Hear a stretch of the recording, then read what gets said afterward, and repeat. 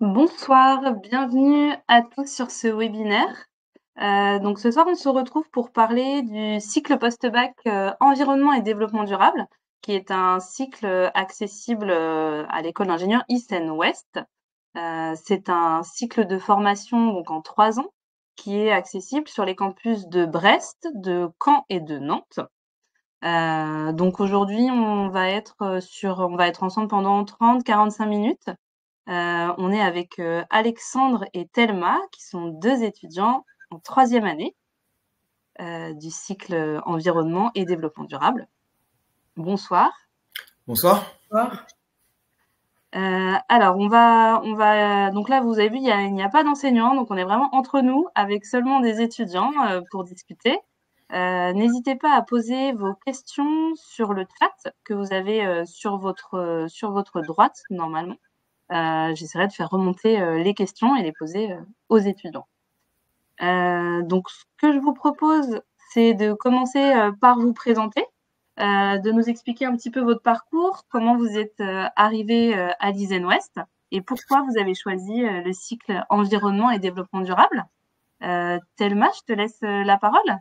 Oui, alors moi du coup je me présente, Thelma, je suis en 3e année à l'ISEN sur le campus de Brest, en cycle environnement du coup. Et moi personnellement j'ai découvert l'école du coup sur un salon et je suis retournée le lendemain, il y avait les portes ouvertes. Et en fait ce qui m'a vraiment convaincue c'est du coup le fait d'avoir directement dans la prépa ce côté déjà un peu spécialisé en environnement parce que j'ai envie de trouver un métier qui a un sens et qui a un impact sur la société. Du coup je trouvais ça bien. Et ça me permettait, parce que moi, j'avais pas envie non plus d'avoir le stress d'une prépa classique, d'aller directement dans une école d'ingénieur et en plus d'avoir ce supplément déjà environnement pour me donner une petite idée si j'aimais ou non et d'expérimenter là-dedans aussi. Donc voilà, c'est à peu près ça, pour moi en tout cas. Ok, merci Thelma. Alexandre, je te laisse prendre la parole. Bonjour à toutes et à tous, donc je m'appelle Alexandre, je suis également en 3e année en cycle environnement sur le campus de Nantes. Tout comme Thelma, moi j'ai découvert l'ISEN via un salon, puis ensuite je suis allé voir par moi-même du coup avec des portes ouvertes l'école en elle-même. Et en effet, moi ce qui m'a plu dans cette école, c'était qu'on puisse choisir en fait dès l'entrée dans l'école un cycle et avoir des matières de spécialité dès la première année. En effet, moi j'avais cette vocation de découvrir un peu tout ce qui touche à l'environnement, qu'est-ce qu'on y mettait en fait derrière ce mot, parce que c'est relativement large. Et en effet, pouvoir avoir des heures de spécialité en cycle environnement en première année d'école d'ingénieur était pour moi un vrai plus dans le sens où on s'éloignait un petit peu des matières très théoriques qu'on peut retrouver en fait dans une prépa. Et de plus, en effet, le fait de choisir une école en prépa intégrée, c'est un certain confort dans le sens où une fois qu'on est dans l'école, on n'a plus de stress de concours à passer. On a juste un contrat à passer vis-à-vis de l'école dans le sens où il faut qu'on valide nos matières. Mais c'est beaucoup moins de stress à mon sens qu'une prépa classique. Alors, est-ce que vous avez eu quand même un petit stress sur le passage du concours? Il y a quand même un concours d'entrée, du coup, qui est le concours puissance alpha pour intégrer l'école. Mais c'est vrai qu'après, une fois qu'on est à l'école, on y est pour les 5 années. C'est le principe d'une école post-bac. Comment ça s'est passé pour vous le concours? Quelles étaient les épreuves et comment vous vous êtes préparé? Et puis comment vous l'avez vécu? C'est vrai que moi, effectivement, j'avais un petit stress du concours malgré tout, parce que je me disais, imaginons que je l'ai pas, etc. Mais j'étais allée, il y avait une journée sur le campus de Brest, justement, pour se préparer au concours. Et ça, j'avais trouvé ça hyper bien et ça m'avait complètement déstressé, parce qu'on voyait tout, comment ça allait se dérouler, le type de questions, etc. Donc ça, c'était hyper bien. Donc j'encourage ceux qui seront intéressés à le faire, parce que ça a vachement aidé personnellement. Et après, c'est vrai que moi, le jour du concours, j'ai trouvé que ça allait très vite. Enfin, tout se passait assez vite. Et du coup, je pense qu'il y a eu le stress du jour J. Mais finalement, ça a été. Et je pense que même si on est stressé, on peut facilement l'avoir en travaillant. Parce que après, c'est sur les connaissances de toute l'année de terminale et même un peu de première peut-être, je sais plus exactement. Mais finalement, ça s'était hyper bien passé. J'avais eu mes résultats et j'étais contente de moi. Et voilà. Mais c'est sûr qu'il y a le stress du concours et c'est bien d'anticiper et d'aller, de se préparer en tout cas et de réviser un petit peu avant de le passer. Voilà. Du coup, pour compléter ce que Thelma a dit, en effet, moi le concours je l'ai passé selon nos les spécialités, en effet, car c'est un concours qui va se baser sur les spécialités qu'on a en fait en terminale. Donc, vous avez automatiquement une épreuve d'anglais et en plus vos deux spécialités si elles sont scientifiques. Donc pour mon cas, c'était mathématiques et physique. En effet, il y a une petite appréhension, un petit stress à l'approche du concours, mais comme telle maladie, on a la possibilité de faire des journées de préparation au concours qui permettent en fait de découvrir en fait le type de questions qu'on aura, etc. Et ça permet vraiment de nous relaxer un peu dans le sens où maintenant on sait un petit peu à quoi ressemblera l'examen le jour J. Et puis pour venir compléter du coup ces journées de préparation au concours, ce que je peux conseiller, moi, c'est de se renseigner pour acheter des annales. Il y en a aussi sur le site, il me semble, de Puissance Alpha. Il y a beaucoup d'exercices corrigés. Et en fait, je trouve que ça vient bien compléter cette journée de préparation. Car à la journée de préparation, vous pouvez en fait largement découvrir les exercices types, etc. Et derrière, vous pouvez valider du coup ce que vous aurez appris à cette journée en travaillant seul chez vous avec vos annales, quoi. Mais c'est vraiment un travail qui se fait bien. C'est loin d'être insurmontable. Et puis, comme l'a dit Thelma, c'est sur les connaissances de la terminale, si ce n'est de la première. C'est plus en fait sur le fonctionnement même de l'examen qui est un peu différent des examens classiques qu'on a pu voir en fait au lycée, vu qu'on est sur des gros QCM. Mais il n'y a rien d'insurmontable. Ça se fait si on s'y prend un minimum à l'avance et il n'y a pas de stress à avoir là-dessus. Effectivement, je rebondis sur ce que tu disais. Il y a des annales qui sont en ligne sur le site web du concours Puissance Alpha. Donc, faut pas hésiter à aller. Voilà, c'est gratuit, c'est accessible. Donc, ça ne sert à rien de payer une prépa parfois hors de prix pour se préparer à ce type de concours. Voilà, tout est en ligne.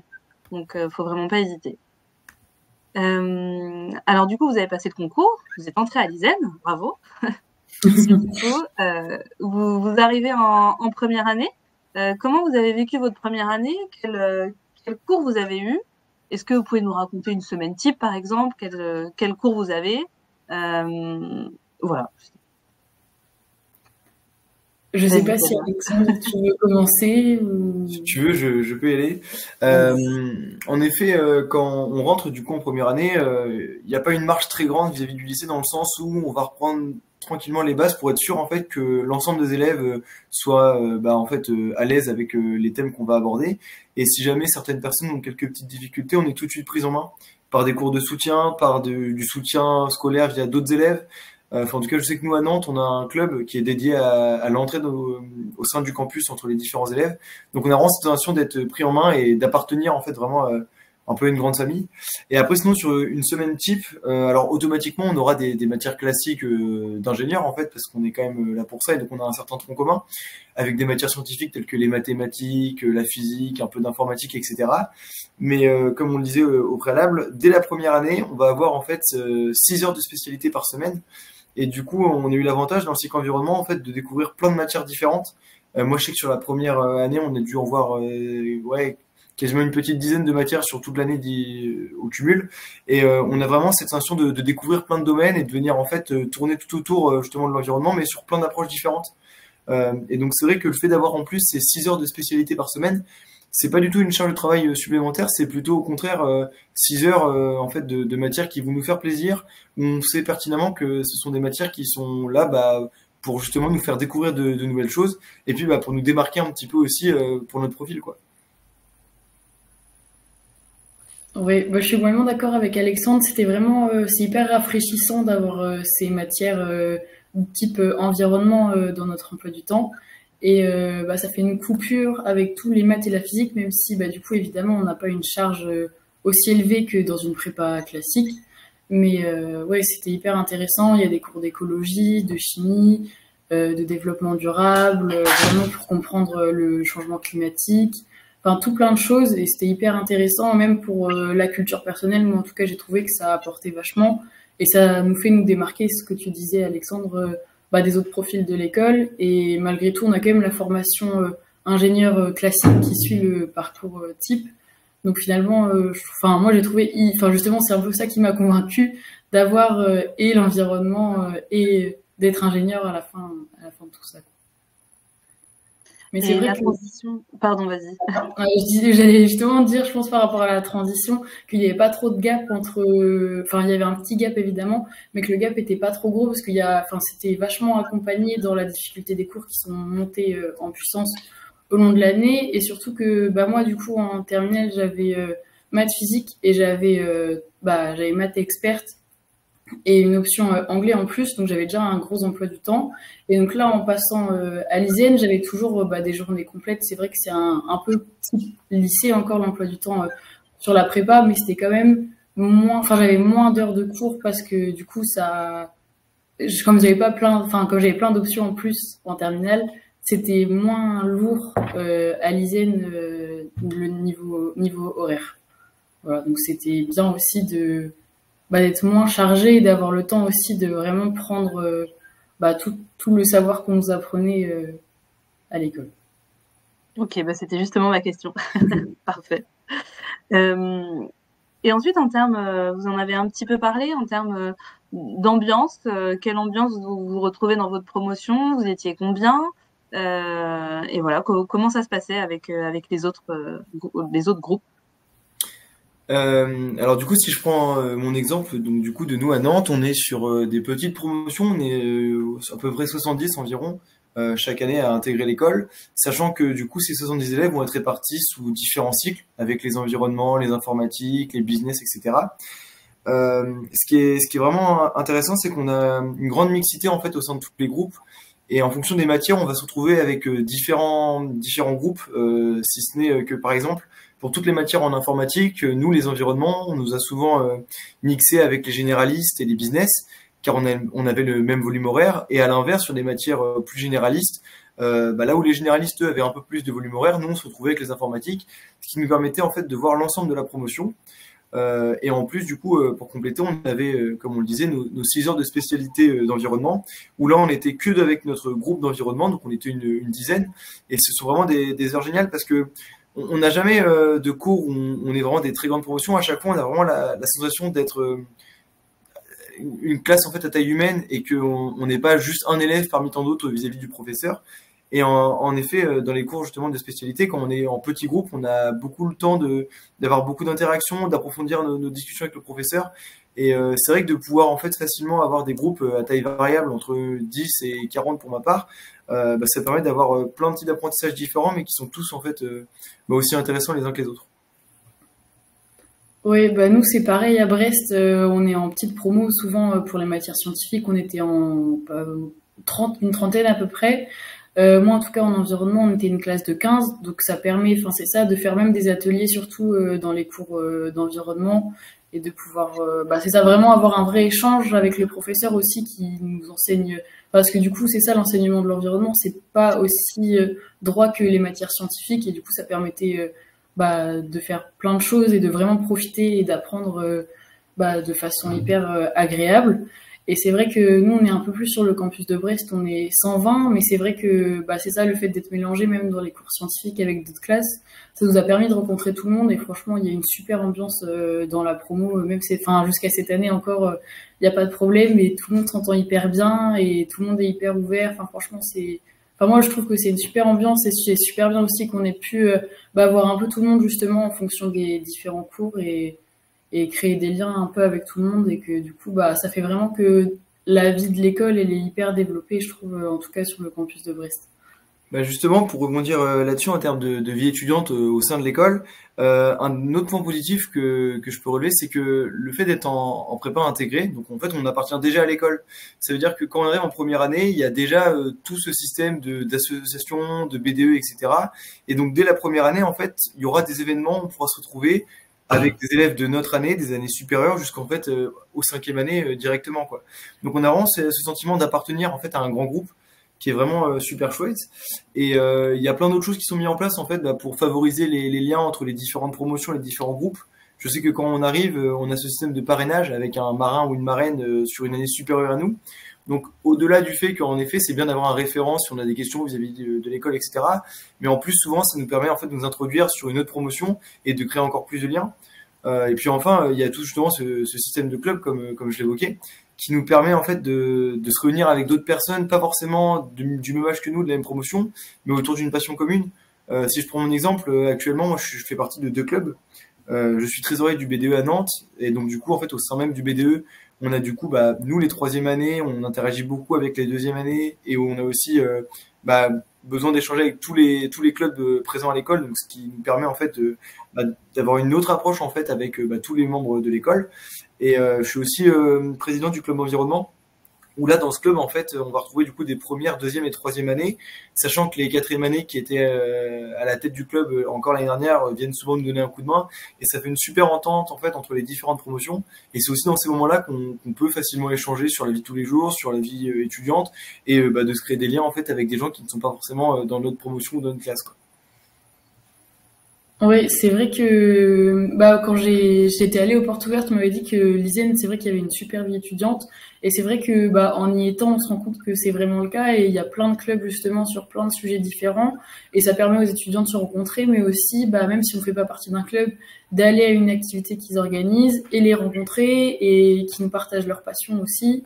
Et du coup, c'est ça bouge tout le temps, il y a tout le temps un truc à faire. Et moi, ça, je trouve ça super aussi, parce que ça permet tout le temps de rencontrer du monde, parler avec de nouvelles personnes, même revoir certains que ça fait longtemps qu'on n'avait pas vu. Enfin, je trouve que c'est hyper enrichissant humainement. Et c'est ça, ça permet aussi d'être bien à l'école et de se sentir, de sentir bien à l'école. Voilà. Et du coup, toi, Thelma, est-ce que tu fais partie de clubs étudiants, ou ou tu en as fait partie Oui, moi je suis partie, l'année dernière j'étais dans le club environnement aussi, et cette année je fais partie d'un club de podcast. On a créé justement avec des copains l'année dernière, fin de l'année dernière, et donc là on essaie de le lancer vraiment. On n'a pas encore fait de podcast, mais on fait des petites interviews un peu rigolotes. Enfin voilà, on essaye de faire un peu des trends entre guillemets avec les étudiants, et du coup pour l'instant ça marche bien, donc on espère poster un podcast bientôt. Mais du coup c'est hyper vivant, et je pense que chaque club à sa façon apporte de la vie et des échanges au sein de l'école. Voilà. Ok, merci pour cette petite partie vie étudiante. Vous animez très bien le webinaire tout seul. Super transition. Alors, donc là, vous êtes en troisième année, on est à la moitié de la troisième année, donc vous êtes pile à la moitié de votre cursus. Est-ce que vous savez vers quel domaine professionnel vous souhaitez vous tourner? Parce que je rappelle du coup qu'à l'ISEN, on suit un cycle post-bac pendant 3 ans, puis après on se spécialise progressivement vers un domaine professionnel. On en a 15 à l'ISEN. Est-ce que vous savez un petit peu vers quoi vous souhaitez vous tourner l'année prochaine? Et puis, est-ce que vous savez dans quel domaine, dans quel secteur vous souhaitez travailler plus tard? Alors moi, en arrivant à l'ISEN, j'avais surtout en tête d'aller dans le domaine professionnel Marine Technologies, parce que je suis hyper attirée par tout ce qui est océan marin, fond marin. Donc ça, c'était quand même l'objectif premier en arrivant à l'ISEN. Et finalement, je commence à m'intéresser vachement aux énergies, parce que l'année dernière, je suis partie en semestre à l'étranger à Édimbourg, et j'ai suivi un cours justement sur les énergies. Et j'ai adoré. Du coup, maintenant, je me demande si je vais pas aller plutôt sur le domaine professionnel énergie. Et du coup, j'aimerais bien faire un peu un combiné des deux et travailler dans le secteur des énergies renouvelables marines. Voilà. Alors moi, en ce qui me concerne, c'était un peu plus flou il y a encore quelques mois, parce que j'avais pas forcément de secteur qui m'attirait complètement. J'étais encore dans un stade où je voulais vraiment beaucoup découvrir en fait différentes thématiques pour me faire vraiment des idées en fait sur ce qui était possible de faire en fait typiquement à l'école. Et j'ai eu la chance de contacter pas mal d'anciens étudiants qui sont passés par là, etc. Et suite à une matière qu'on a beaucoup travaillé, nous, dans le cycle environnement, on a fait beaucoup de cartographie. Je pense m'orienter vers justement tout ce qui touche à la cartographie ou tout ce qui l'entoure, plus ou moins. Donc du coup, le DP en question, ce serait du coup numérique, environnement et développement durable. Donc tout ce qui touche en fait aux sciences et au numérique relié à l'environnement directement. Et si possible, être me spécialiser dans la cartographie environnementale. C'est un sujet qui est relativement vaste, et donc c'est pour ça que j'ai encore envie de découvrir tout ce qu'on peut y faire dedans. Et donc en tout cas voilà actuellement où j'en suis. Alors c'est super, parce que ça illustre très bien le projet de l'ISEN, et ce qui peut nous différencier de d'autres écoles, c'est que en terminale c'est compliqué de savoir exactement ce qu'on veut faire, et là vous êtes en troisième année, mais vous réfléchissez encore, vous essayez encore de mûrir un peu votre projet professionnel, et du coup on a vraiment ces 3 années-là pour découvrir un domaine, pour voir ce qui nous intéresse, pour faire des stages, voilà, c'est vraiment pour mûrir tout ça. tout en sachant qu'on veut être ingénieur, mais c'est tellement large le métier d'ingénieur que voilà, c'est important, je pense, d'avoir ces 3 années-là pour réfléchir un petit peu à tout ça. Thelma, tu as parlé d'un semestre que tu as fait à l'étranger, à Édimbourg. Est-ce que Oui. tu peux nous en parler un petit peu plus? Tu l'as fait dans quel cadre? Tu es allé suivre des cours? Voilà, est-ce que tu peux nous parler un peu de cette expérience? Bah justement, moi, je suis aussi venue à l'ISEN parce que j'avais vu que c'était possible de partir dès la deuxième année en Erasmus à l'étranger. Et donc, bah, c'est ce que j'ai fait l'année dernière. Je suis partie de janvier à mai à peu près en Écosse à Édimbourg, donc. Et j'ai suivi, du coup, j'étais dans une université là-bas et j'ai suivi des cours en lien avec l'environnement. Donc, j'avais un cours d'énergie, j'avais des cours de géologie. Enfin, ça, vraiment, on peut choisir en allant là-bas les cours qu'on souhaite suivre. Du coup, ça, déjà, c'est super parce que ça nous fait découvrir plein de choses qu'on n'aurait pas forcément découvert à l'ISEN non plus. Et donc, on est parti, on était 4 du campus de Brest à partir à Édimbourg. Du coup, bah, ça, c'était hyper sympa aussi de pas partir toute seule. Et eux, par contre, étaient dans le cycle biologie, donc j'étais dans le cours bah, carrément... Enfin, j'étais que avec des Écossais, donc ça, c'était top. Et niveau anglais aussi, c'était hyper intéressant parce qu'ils ont un fort accent, donc au début, c'était pas très facile. Mais la vie là-bas, c'était super, franchement. C'est une expérience, c'est une superbe expérience que de partir à l'étranger en étant étudiant. Moi, j'ai adoré et tous ceux qui sont partis avec moi aussi, on n'a qu'une envie, c'est de retourner là-bas parce que c'était tellement bien et que c'était tellement beau et que les gens étaient tellement gentils. Et on a vraiment de super souvenirs là-bas et de pouvoir partir et surtout, bah, même si le diplôme est sur 5 ans, ça m'a permis aussi de faire une pause et pas, enfin, entre guillemets, faire une pause, mais d'aller voir ailleurs et de pouvoir revenir à l'ISEN et continuer. Et je peux encore repartir en quatrième année si j'ai envie. Donc, enfin moi j'ai trouvé ça super de pouvoir faire ça et c'est vrai que ça m'a fait découvrir bah, du coup l'énergie justement que je connaissais pas tant que ça et finalement bah, c'est peut-être le bon quoi. Ça t'aura Voilà, peut-être fait découvrir ce domaine. c'est ça. C'est chouette. Effectivement, donc tu fais partie dans le cadre du parcours international, c'est ça? Oui, c'est ça, exactement. D'accord. Effectivement, on a Donc, un parcours international du coup à l'ISEN qui permet sur un aménagement de la deuxième année où pendant le premier semestre on ne fait, tu me corriges si je me trompe, on ne fait que des sciences, donc des maths, de la physique, de l'informatique et un peu de sciences humaines et oui, sociales. oui, c'est ça, exactement. Et sur le deuxième semestre, en fait, vous partez à l'international sur votre domaine de spécialité. Donc là, en l'occurrence, l'environnement. Si vous avez choisi le cycle business, eh ben, vous partez pendant tout le deuxième semestre ne faire que du business. Donc ça, c'est une option qui est proposée effectivement à l'ISEN. Et est-ce que donc du coup, tu aurais envie de repartir à l'international en quatrième année? Ouais, carrément. Après, je sais pas si j'ai envie de repartir bah, dans une université. Parce que je sais qu'on peut aussi avoir la possibilité de partir en stage à l'international.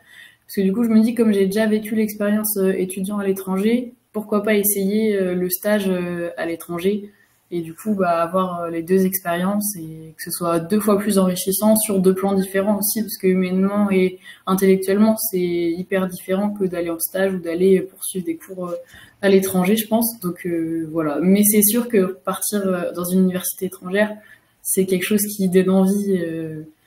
Donc j'hésite encore, mais je pourrais me laisser tenter. Voilà. Et toi, Alexandre, du coup, est-ce que tu envisages de partir à l'international? Et si oui, est-ce que tu as des destinations déjà en tête? Alors évidemment, la question internationale, j'y ai commencé un petit peu à y réfléchir parce que mine de rien, la quatrième année arrive vite. En effet, je suis pas encore tranché sur est-ce que je préférerais partir sur un semestre, est-ce que je préférerais plutôt partir pour un stage technique, si ce n'est les deux. C'est en réflexion. Après, en termes de choix de destination, je m'étais un petit peu renseigné en effet sur les différentes matières qu'on pouvait effectuer dans ces deux possibilités.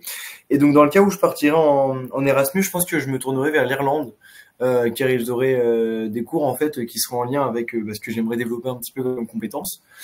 Et sinon, d'un point de vue stage technique, je me dis que là, il faudrait trouver forcément une entreprise dans laquelle je pourrais une fois de plus travailler sur des sujets qui me plaisent, mais du coup, j'imagine qu'il y aurait plus de choix de destination. Et donc, idéalement, j'aimerais bien viser un pays du Nord, si ce n'est la Finlande, la Norvège ou la Suède, Je sais qu'ils font des choses relativement chouettes en termes de SIG, donc de système d'information géographique là-bas. Donc après, ça passera aussi par une recherche approfondie de ce qui pourrait me convenir et ce qui pourrait convenir également à l'école. Et en tout cas, voilà, ce serait mes deux pistes actuellement. Super. Alors, il y a une petite question qu'on n'a pas forcément abordée dans la partie des enseignements, c'est tout ce qui est les modalités d'évaluation.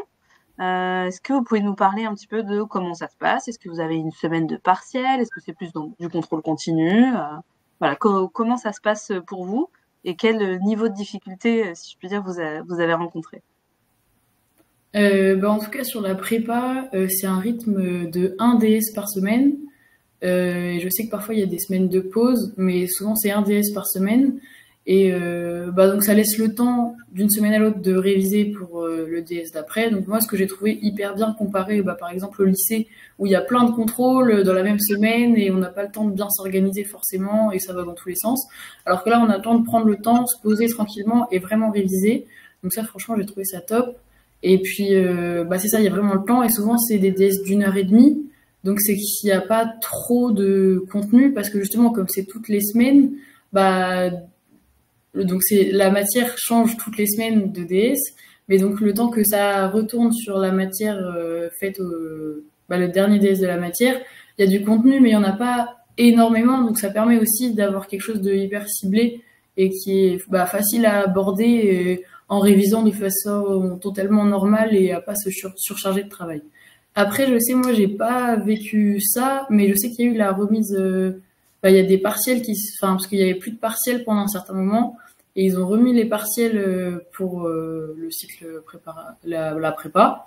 Et donc ça, par contre, je les ai pas fait, donc je sais pas si Alexandre, toi, tu l'as vécu. Peut-être que tu peux mieux en parler que moi, mais voilà. Alors tout à fait, comme Thelma, tu l'as relevé. Donc moi, quand je suis arrivé en première année à l'ISEN, en effet, il n'y avait pas de partiel à cette époque-là. Donc comme tu l'as évoqué, c'était des DS qui étaient récurrents. Donc en effet, ça nous laissait le temps de travailler matière par matière sans pour autant être écroulé sous la charge de travail qui s'accumule. En deuxième année, ils ont remis du coup les partiels. Donc là, actuellement, il me semble que, en tout cas sur Nantes, ça concerne les premières et deuxième années. Après, le fonctionnement reste relativement le même dans le sens où c'est quand même un contrôle continu. C'est un mix en fait entre les deux, donc il y a quand même des contrôles relativement réguliers, ce qui permet aux élèves de facilement en fait essayer de remonter un petit peu si jamais ils ont eu un petit loupé en fait lors d'un DS. Et pour autant, quand la semaine de partiel arrive, vu qu'il y a eu des DS en fait régulièrement, c'est pas un énorme DS où ils vont découvrir plein de notions différentes. Ils auront déjà en fait travaillé ça sur les différents DS qu'ils ont fait. Enfin, en tout cas moi c'est le retour que j'ai sur ma deuxième année, c'est que faire le mix des deux c'était pas mal parce que en fait les partiels venaient un peu venir faire un bilan de ce qu'on a pu faire en fait durant le semestre, dans le sens où on avait été évalué tout au long du semestre avec le contrôle continu. Et pour venir finaliser tout ça, on avait un DS de partiel, mais du coup, on pouvait se rebaser sur ce qu'on avait eu sur le DS du coup durant ce premier semestre. Et donc tout était dans une même continuité au final. Il n'y avait pas de grosses surprises et tout ne reposait pas que sur un DS ou à l'inverse, tout n'était pas éparpillé. Enfin, c'était vraiment bien condensé, donc c'était pratique. Après, arriver dans les années supérieures, ça change un petit peu. Mais c'est vraiment propre à chaque année après où les modalités d'évaluation vont différer selon les professeurs et selon ce qui est réalisable parce que plus on monte dans les années, plus on aura de projets également. Mais donc voilà. Et d'ailleurs, j'aimerais rebondir là-dessus. Un point fort aussi que moi j'ai trouvé en arrivant à l'ISEN en première année, c'est que dès la première année, dans la plupart des matières, on a eu des projets. Ce qui change un peu en fait du lycée, c'est que même dans des matières un petit peu abstraites, telles que de la physique par exemple, on a été amené à faire des projets, même si on n'avait pas une base technique très élevée, parce qu'on était en première année de prépa, quoi. Mais ça permet en fait de concrétiser toutes les notions qu'on a pu voir en cours et travailler ça sous la forme de petits groupes et sous forme de projets. C'est vraiment sympa parce que du coup, dès la première année, on commence à se former en fait on a une deadline, il faut se répartir les tâches, qui fait quelle tâche, et c'est relativement intéressant d'aborder en fait ces évaluations sous un autre angle. Super, merci beaucoup.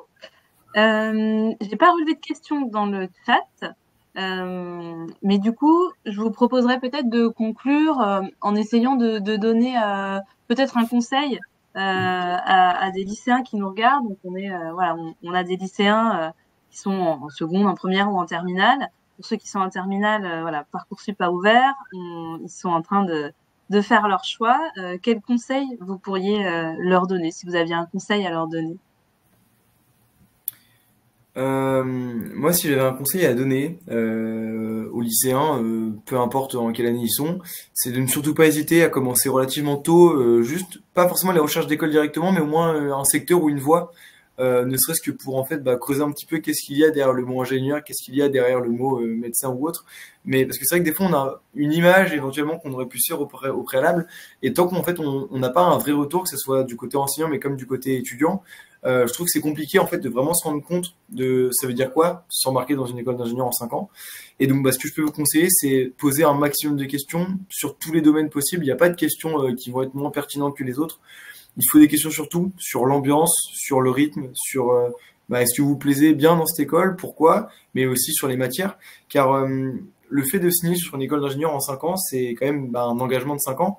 Et donc, faut y penser à l'avance. Et je pense que le meilleur moyen, en fait, de se rendre compte de est-ce que c'est fait pour nous, c'est de venir, en fait, découvrir l'ambiance même à l'école. Donc, les salons et tout, c'est très bien. Mais si vous avez l'opportunité de faire des portes ouvertes, venez et parlez à plein de personnes différentes sur plein d'aspects. Parler de vos passions, est-ce que c'est compatible, vraiment, un peu de tout, vraiment. Faut surtout pas hésiter parce que pour moi, si vous n'osez pas poser une question, ça risque, en fait, d'être potentiellement un regret par la suite. Donc, faut vraiment essayer de parler un maximum et puis de prendre le temps d'aller visiter, d'aller découvrir. C'est tout ce que je peux vous donner comme conseil. C'est vrai que je trouve que c'est un super conseil que d'aller chercher le plus possible ce qu'on a envie de faire, ce qu'on aime, ou au moins savoir ce qu'on n'aime pas, ce qu'on a envie aussi de traverser et comment on veut le faire, parce que c'est sûr qu'une prépa classique, c'est pas du tout le même mode de vie et de fonctionnement qu'une prépa intégrée. C'est aussi est-ce qu'on préfère la fac ou est-ce qu'on préfère directement faire une école d'ingénieur en prépa intégrée. Mais c'est aussi les matières, c'est parce que aussi à l'ISEN, il y a quand même pas mal de numérique, donc c'est ça aussi à prendre en compte. Je pense que c'est ça exactement, c'est poser le plus de questions et chercher le plus possible, parce que moi c'est pareil, j'étais hyper perdue au lycée, je savais pas du tout où j'allais, ce que je faisais, et j'allais en salon, et c'est ça, j'allais voir le plus de monde possible, et c'est comme ça que j'ai découvert l'ISEN justement, et c'est comme ça que j'ai vu plein d'autres écoles, et tout le monde a l'air, enfin tout le monde est super gentil, tout le monde aura envie de vous aider, donc faut vraiment pas hésiter à aller chercher et poser les questions et s'intéresser le plus possible, parce que malgré tout c'est ça, c'est votre avenir, et que c'est bien de trouver le plus de choses possibles. Après, faut pas non plus paniquer si vous savez pas ce que vous voulez faire, parce que même nous, on y est et on sait qu'à la fin, on aura notre diplôme. Et pourtant, il reste plein de questions qui n'ont pas de réponse, mais on y va et on verra bien. Donc voilà, faut vraiment pas hésiter. Et c'est sûr que c'est bien d'avoir des questions, il faut aussi trouver des réponses. Voilà. Et justement, du coup, si vous souhaitez avoir des réponses à toutes vos questions en plus de ce webinaire-là, n'hésitez pas à participer à nos portes ouvertes. Vous retrouverez toutes les dates sur notre site web isen-west.fr. Donc n'hésitez pas à y aller, à vous inscrire. On organise également des journées d'immersion à destination des terminales notamment. Donc ça peut être un bon élément aussi pour se projeter en école d'ingénieur. Donc voilà, n'hésitez pas à aller faire un tour sur le site web. Et puis je pense qu'on va pouvoir clôturer ce webinaire. Merci à tous les deux d'avoir participé. Merci aux participants aussi qui étaient là. Et puis on se dit à très bientôt sur nos événements. Bonne soirée. Merci beaucoup, bonne soirée. Bonne soirée.